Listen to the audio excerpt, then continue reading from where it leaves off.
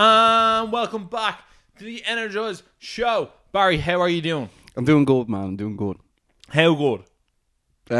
Actually, good question. Good, yeah. For instance, on today's show, we're obviously going to be talking about the Irish World Cup squad coming into the World Cup. Fresh off a win over world number 1 ranked Wales. Yeah. But a lot of the people that watch this don't watch the MMA shows we put out. But we have an announcement to make, so Ross, you take it away. We have been invited down to FightCon in Cork on February 29th in 2020. Yeah. Jeez, that was a bit of a mouthful, wasn't it? It was, man. So, I should have taken it over, you know. You should have taken it over. You bottled it. Ben Askren's going, we're going. That's who's been announced for the lineup so far. Apparently there's going to be loads of fight people there. So how could they not have us doing some hosting at it? Yeah. It's going to be interesting. It's going to be the first ever live show we do. I think they want us to do a live podcast at it. Yeah. I think that's the plan anyway. But it should be great. Maybe we'll do like Q&A and stuff there. So if you love FightCon and you love fighting, come see us in Cork. It's in Cork. Yeah, it's in Cork. Yeah, that's going to be a good crack. Yeah. Yeah, that's going to be a good crack, yeah. But it was announced today, the Irish World Cup, the World Cup rugby squad was announced today. Roscoe. It was indeed. 31-man squad was announced by Joe Schmidt. First of all, Barry, what did you think of the way the squad was announced? They're really trying to get into it, aren't they? Yeah, they basically announced all the players, but then also put their names in Japanese afterwards. First of all, there was 2 parts of this I didn't like. Number 1, okay, the fact that they put it in Japanese afterwards, thought that was totally irrelevant. Number 2, I don't like the way they announced the squad alphabetically. I would have much rather preferred if they broke the players down into positions and went, these are the props, these are the hookers, these are the second rows. Would you prefer that? I do get what you mean, yeah. I do get what you mean. I think other places, like the Irish Times or the Evening Herald would post it that way. Yeah. I just think it's like much easier to, if you only have 2 minutes to look at the team, you go, right, there. You know what I mean? Yeah, you're looking straight for the props and you're like, are they all there? Also, the filter they put on it was absolutely shocking. Fair play to the Irish rugby. Yeah. And I thought they should have done something different than have like Rory Best in the bottom corner, be like captain. He is dividing opinion as well, man. Big time. He is indeed. Will we get straight into it then, will we? No. Okay, we won't. Yeah, but if you're enjoying if you want more rugby shows, make sure to give us a like as well and hit that subscribe button. Definitely get on to us if you want more rugby shows. Yeah. So we might as well start with El Capitan Rory Best. Yeah. A lot of pundits, a lot of fans have been saying as of late that Rory Best, on his playing skill alone, does not actually deserve to start or be Ireland captain anymore. Yeah, I know he peaked last year, didn't he? He really did. No offense now. No offense. No, like, I mean, everyone comes and goes. Look at Bod. Yeah, he's in his mid-30s now. Late 30s. Well, 37. 37, yeah. Mid to late 30s. It's very much so on for a rugby player, especially considering, like, you're in car crashes every day on the field. Yeah. And people are saying his line-out's sort of, gone awry. And they were sort of saying, like, his line-out in scrum, and like, that's the reason he's there. He's very good at the line-out, very good in scrum. I always find it weird when people say the hooker's good in the scrum, because he's sort of in the middle no matter what. You know what I mean? But look, I personally wouldn't start him. Look, see, that's the problem now. Like, what's the saying? You say, do what got you to the dance. Yeah. Like, he's the captain. They're not gonna like, from the first game, we can't just drop him, right? And then everyone's like, what a mess. Why didn't they do this last year? Like, he knew, like, Schmitty knew we were going to World Cup next year, obviously. So, like, why didn't he, like, pre-plan this, you know? For me, I would have started the Six Nations without him and had Peter O'Mahony captain. I've been like, there's your captain, lads. Peter O'Mahony is a captain anyway, you know? I've been like, there's your captain. Yeah, but I think that's what we can do in the World Cup. We can be like, Peter O'Mahony's the new captain. Well, that's the thing. It's sort of like the Lions tours as well. Players go and whoever's on the form then gets on the pitch. Like, Peter O'Mahony ended up being the captain of the Lions team. Yeah, no, yeah. So, like, I'm like, why can't he be captain of the Ireland team? Yeah, but Best was the captain for the Lions. No, he wasn't. Yeah, but he started. He wasn't the captain. No, he didn't start. I can't even remember who started. No, he might. No, I don't think he did. No, I don't think he did. No. But, look. That's it, I'm going home. I look at teams and I look at Sean Cronin, like, top try scorer in Europe. And it's like, what's his deal? The bench. Oh, yeah, didn't we hear some rumour that, like, suppose he, like, knock people out or something. Yeah, apparently he was knocking people out over on the Australia trip. I don't even know if that's true or not. Like, but, Sean, let us know. yeah, but then you have Sean O'Brien, like, who's apparently pissed on people in pubs in Dublin. You know what I mean? Yeah. Here, by the way, I was on his page, right, his Instagram page, and he's going out with some girl who lives in Australia or something. She's a sports player anyway, and she's absolutely shredded. I was like, what the fuck? I thought you were going to tell me he's getting loads of abuse for, like, pissed on people. No, he's a loose animal. Those Irish rugby lads are loose animals. Yeah, they really, really are. Yeah. But that sort of went a bit off topic. But that's what we do on Energized. Look, let's have a look at this. People are not team. People are not watching these videos for our good looks. So you have Rory Best, Sean Cronin, and you have Noel Scannell. Noel Scannell starts for Munster. His line out was a bit dodgy against Wales when he was there over the weekend. Hard to say, really. You know what I mean? Like, I've seen Noel Scannell play loads of time. I haven't seen him play a lot in the Irish shirt yet. I don't know. I'd almost start Sean Cronin. How you go? Cian Healy, Sean Cronin, Tyke Furlong. It's the Leinster front row. Like, how well do they know each other? Yeah, I know. There you have it. And like, that's how you win. Like, that's the heart of your scrum, the front row. See, the thing is, like, if you close your eyes now and like you picture Ireland win the World Cup, can you really picture Rory Best lifting the trophy? I can't. Not really, no. You know what I mean? I can sort of see Peter O'Mahony lifting the trophy. Oh, he's a legend, isn't he? Yeah. Remember we met him in the airport, he just didn't even smile. Man, he was the happiest he's ever been to meet us. That is his biggest smile he has. Then you look at the second rows. The props are sort of as expected. Yeah. You know, you have your Healy, McGrath. Oh no, sorry, not McGrath. McGrath didn't make it, I don't think. Jack McGrath sure didn't. That was actually a surprise as well. He was the other surprise, I thought. Andrew Porter made it, Kilcoyne made it, and Tyke Furlong obviously made it as well. Look, strong front row. I was happy enough with the team pick. Were you? Yeah. I don't. You see, the thing is, I think we're underperforming. Yeah. So, although thank God we got that win over Wales in the weekend because people were literally hitting the panic buttons after that game. Were. Also, do you know what? I said this, right? So let's see if anyone else who's watching this agrees. Do you remember in Space Jam, right, when the aliens put their hand on the basketball and they all got really, really like that, like strong. For the people that were listening, they wouldn't know what I meant. But the guys that play for England, right? Yeah. The Vinopola Bros, Tulagi, Itoji, and Kokansinga are like, it's almost like they are like superhumans. Did you see it? Is it because they're not English? Well, that as well, but like, they're absolute monsters. Yeah, they're Polynesian and they're huge. They're like back when like Umaga and Nonu played in midfield for New Zealand. You're just like, Jesus. England, and Lomu when Rocococo, you're just like, those like Polynesians are like, they're built differently. Yeah, you know I think England are just hitting the form at the perfect time.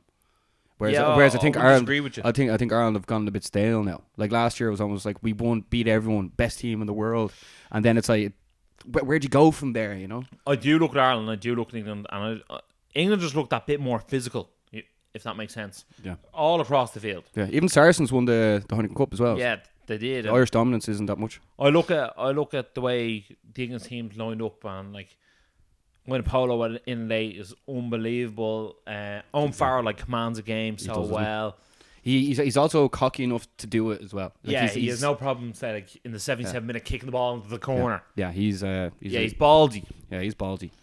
But the England team are very, very good. They are very good. But this is about Ireland. So it is about Ireland. What do you think Dev Toner not making the cut? Big Dev. Oh, he must be distraught. I think this is probably the harshest of all the cuts. Yeah. What happens after the World Cup then? Is he going to be like, I'll still play, or? I'm actually not 100% sure. I thought it was an interesting one, especially him and James Ryan had like such a good partnership. They did. For the last 2 years. I don't know. I feel like you should probably keep the partnerships where they are. There we go. The Bow Leinster lads. You've taken him out and put John Klein in, who got his first Ireland cap against Italy. We watched it play. Yeah. I almost think like that's like a kick in the face for Toner, to be honest. See, the thing is about Toner, he can only play second row, whereas like the likes of like Henderson can play second row and flanker. Yeah, same with Tyke Byrne as well. You need to be like a hybrid.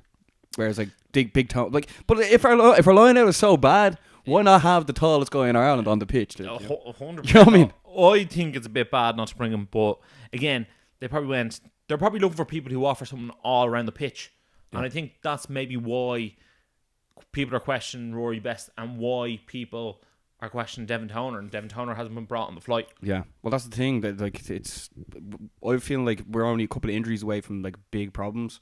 I think by the time we get to the quarterfinals, things we won't have a full team. Like who knows, Sexton mightn't be. If we don't have Sexton, we're in serious trouble. But I was just looking there.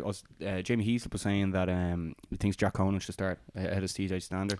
I do for ball carrying purposes. I think when he's got the ball in his hand, he scores an awful lot of tries, and he's good at breaking the gain line. Yeah. But I don't see why we can't play Stander at 6, O'Mahony at 7, and then Conan at 8. Yeah, so you basically have named the team that you want, yeah. So you got the front three, the second rows. Yeah, but there's also the argument that you should play Josh Van der Fleer because he's so good at winning the ball at 7. So there's that, but that. Me personally, if I was naming the pack, it would be Healy, Cronin, Furlong. I'd probably have James Ryan and Henderson, and then I'd go at 6 Peter O'Mahony, 7 Van der Fleer, and 8 Jack Conan. I'd have Stander on the bench. Would you? Even though Standard's like he was away with the Lions and all as well, you know. I feel like Standard hasn't like stood up and went, Jesus, that was great performance by Standard in the last 7 or 8 months. And like, I know a lot of Munster fans go, Standard is the best. It's like, look, I can only view in the last 7 or 8 months, and then if you go again and look at some of the players like Dan Levy would probably be starting for Ireland if he's available. You know what I mean? Like absolutely phenomenal Six Nations when they won the Grand Slam. And then who was he starting over? He'd probably be starting at 7. Yeah, that's where he played in the Six Nations, and like I almost feel like in Ireland you play until you're injured, and then that person has an opportunity to win your position. Yeah, and like either they do it or they don't. Yeah, it's like the NFL, isn't it? Yeah, but well, that seems like a good pack anyway. Peter Mandy like is unbelievable. I don't know. Like he's always going to start CJ and Rory Best as well, obviously because of the first game is so important against Scotland because think about they're lucky they're nowhere near Ireland and the time zones are so different because they're going to be like if they lose that match to Scotland they're going to be absolutely like they have to pelted. No, they have to win all their group games. Yeah, I hate the way we don't get like Namibia first or Russia first because then you could sort of wind into it. Whereas like if straight away balls to the wall, you have to win. Yeah, but I think Schmidt's going to be very smart and like. When you're playing those like much lesser teams, it's going to be the absolute second choice team out. Yeah. Like you can't be playing Johnny Sexton against Namibia because like if he gets injured in that game, you'll be snapping. Yeah. Right. Well, let's get into the backs then. You excited for the backs? I'm excited for the backs. Yeah. So we'll start with scrum half. You have Luke McGrath, Conor Murray, and Marmion. Look, all 3 great choices. I feel like John Cooney missed out. Marmion's not here. He's not there. No. Right, you don't have Marmion. You definitely do not have Marmo. Jeez, poor Marmo. Do you think Luke McGrath deserves to start over Marmion then? See, that's another good question, isn't it? It's the Luke McGrath Johnny Sexton connection. Yeah, I suppose you have then you have Murray and Joey Carberry / Murray and Johnny Sexton. Well, played with the both probably equally at this stage. Yeah, but who Schmitty picking Luke McGrath to go? He must in his head be like, right, like this is a smart way to go about it. Being like, right, who's going to be bring the future now. Yeah, you know what I mean. No point of bringing Bar Best obviously. But also Luke McGrath, like technically he's a very very gifted player. Yeah, and look, he's played in the European Cup final. You know what I mean? Yeah. He's played high, skill games. Also, Marmion got injured there a while ago, didn't he? So he did. Do you remember he broke his leg and you made him get down, walk down to the front row and get a photo with you? Yeah. For those of you who don't know, that happened. Also, at out half, we brought 3 out half. Sorry, Carty, we brought Sexton, and we brought Carberry. Yeah, that seems very solid. Obviously, it's going to be between Carberry and Sexton, and then Carty might get an charity game at some stage against Namibia. Yeah, maybe in the last game if you don't actually 100% have to win. And then centres, we have Bundyaki, Henshaw, Chris Farrell, and Ringrose. Chris Farrell got in, fair play to him. Yeah, look, I think there are 4 best centres. I think our biggest problem is we actually don't know which of those 2 was actually the best combo. I know, because Bundy's doing, like, he looks like he's doing it right. He got a lovely try against England. Farrell's probably the one who plays the best out of them all, but Henshaw and Ringrose are partners as well, you know, so. But it's interesting. But like Farrell's a good, like he's so physical. I'm almost like I'd love to see Bundy and Farrell play together and see how that works. I feel like Ringrose and Henshaw are like the sexy combo.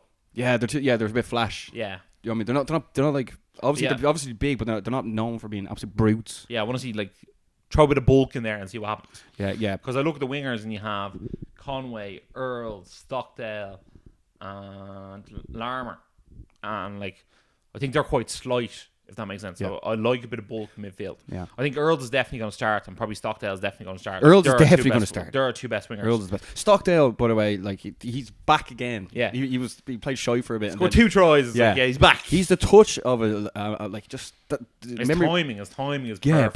But like you might run up and then like absolutely bog toe it out. Like, you know, his touch is so delicate and accurate. And then Rob Kearney is definitely going to start at fullback. It looks like Larmer and Conway are going to be the subs for fullback. So that's going to be interesting to see as well.